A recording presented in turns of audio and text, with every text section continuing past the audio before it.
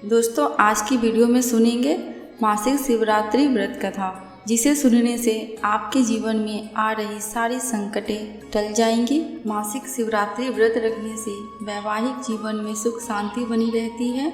जो व्यक्ति सच्चे मन से भगवान शिव की उपासना करते हैं, उन्हें जीवन में सुख समृद्धि एवं ऐश्वर्य की प्राप्ति होती है। प्राचीन समय की बात है, एक चित्रभानु नामक शिकारी था। वह शिकार करके उसे बेचता और अपने परिवार का पेट भरता।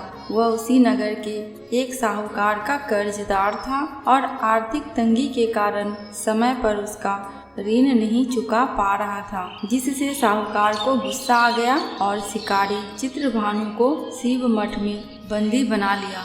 संयोगवश उसी दिन मासिक शिवरात्रि थी, जिस कारण शिव मंदिर में भजन व कीर्तन हो रहे थे और वह बंदी शिकारी चित्रभानु पूरी रात भगवान शिव जी के भजनों व कथा का आनंद लिया।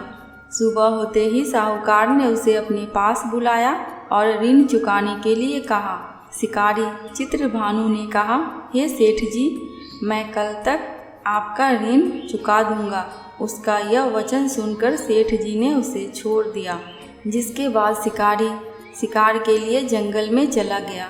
किंतु पूरी रात बंदी गृह में भूखा व प्यासा होने के कारण वह थक गया और व्याकुल हो गया और इसी प्रकार वह शिकारी की खोज में बहुत दूर आ चुका था और सूर्यास्त होने लगा तो उसने सोचा, आज तो रात जंगल में ही बितानी पड़ेगी। ऊपर से कोई शिकार भी नहीं कर पाया, बेचकर सेठ जी का ऋण चुका देता। यह सोचकर वह एक तालाब के पास पहुंच गया और भरपेट पानी पिया। इसके बाद वह बेल के पेड़ में चढ़ गया, जो कि उसी तालाब के किनारे था।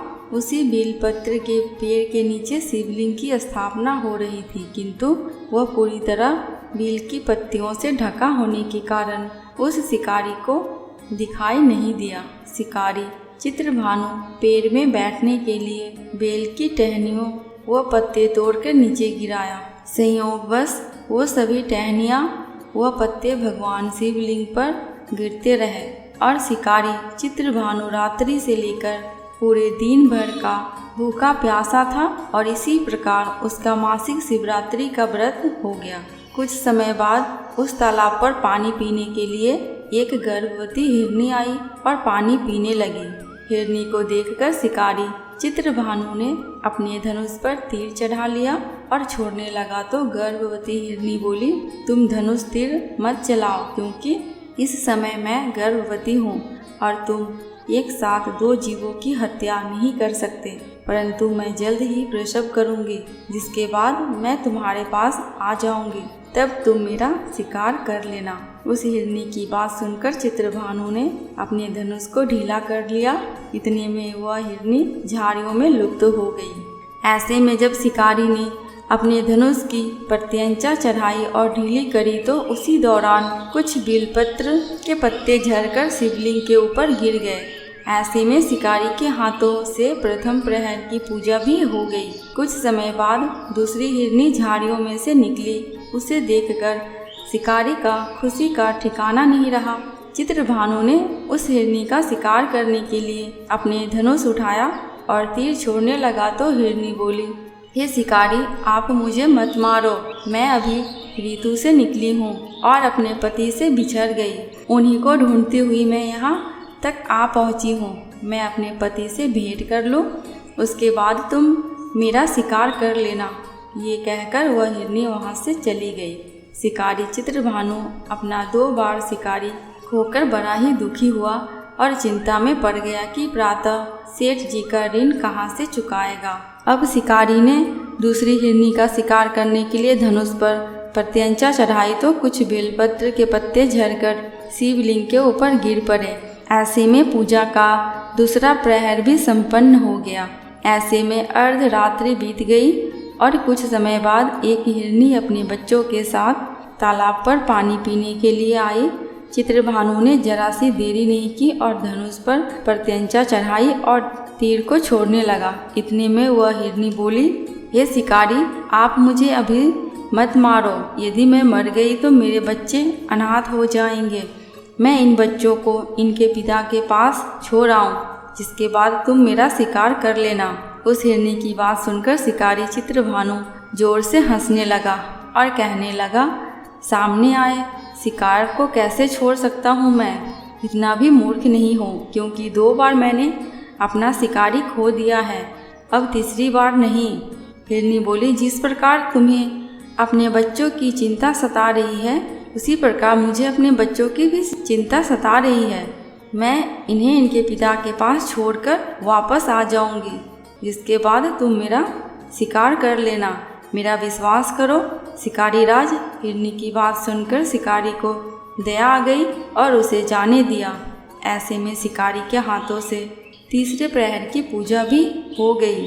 कुछ समय बाद एक मृग वहां पर आया। उसे देखकर चित्रभानु ने अपना तीर धनुष उठाया और उसके शिकार के लिए छोड़ने लगा। तो वह मृग बड़े ही नम्रतापूर्वक बोला, हे शिकारी, यदि तुमने मेरे 3 पत्नियों और छोटे बच्चों को मार दिया है तो मुझे भी मार दो, क्योंकि उनके बिना मेरा इस दुनिया में कोई नहीं है। यदि तुमने उनको नहीं मारा है तो जाने दो, क्योंकि मैं उन 3 हिरनियों का पति हूँ और वह मेरी ही तलाश कर रही है। यदि मैं उन्हें नहीं मिला तो वो सभी मर जाएंगे। मैं उन सभी से मिलने के बाद तुम्हारे पास आ जाऊंगा, जिसके बाद तुम मेरा शिकार कर सकते हो। उस मृग की बात सुनकर शिकारी को पूरी रात का घटना चक्र समझ में आ गया और उसने पूरी बात उस मृग को बता दी। मेरी 3 पत्नियां जिस प्रकार प्रण करके गई है, उसी प्रकार वह वापस आ जाएगी, क्योंकि वह 3 अपने वचन की पक्की है। और यदि मेरी मृत्यु हो गई तो वो 3 अपने धर्म का पालन नहीं करेगी। मैं अपने पूरे परिवार के साथ शीघ्र ही तुम्हारे सामने आ जाऊंगा। कृपा करके अभी मुझे जाने दो। शिकारी चित्रभानु ने उस मृग को भी जाने दिया और इस प्रकार अनजाने में उस शिकारी से भगवान शिव जी की पूजा संपन्न हो गई, जिसके बाद शिकारी का हृदय बदल गया और उसके मन में भक्ति की भावना उत्पन्न हो गई।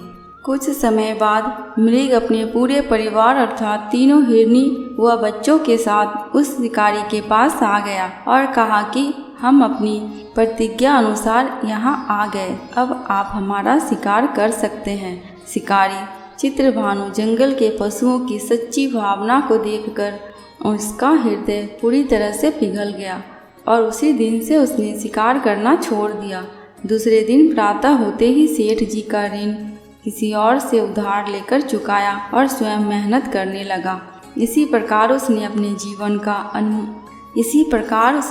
जीवन को अनमोल बनाया। जब शिकारी चित्रभानु की मृत्यु हुई तो उसे यमदूत लेने आए, किंतु शिवदूतों ने उन्हें भगा दिया और उसे शिवलोक ले गए। इसी प्रकार से मोक्ष की प्राप्ति हुई।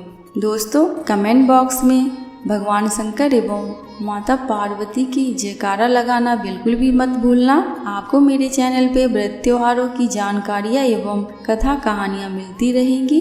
अगर आपको ये वीडियो थोड़ी सी भी उपयोगी लगी हो तो प्लीज़ मेरे चैनल को सब्सक्राइब करके मेरी वीडियो को लाइक एंड शेयर कर देना। अंत तक वीडियो में बने रहने के लिए आपका दिल से बहुत बहुत शुक्रिया।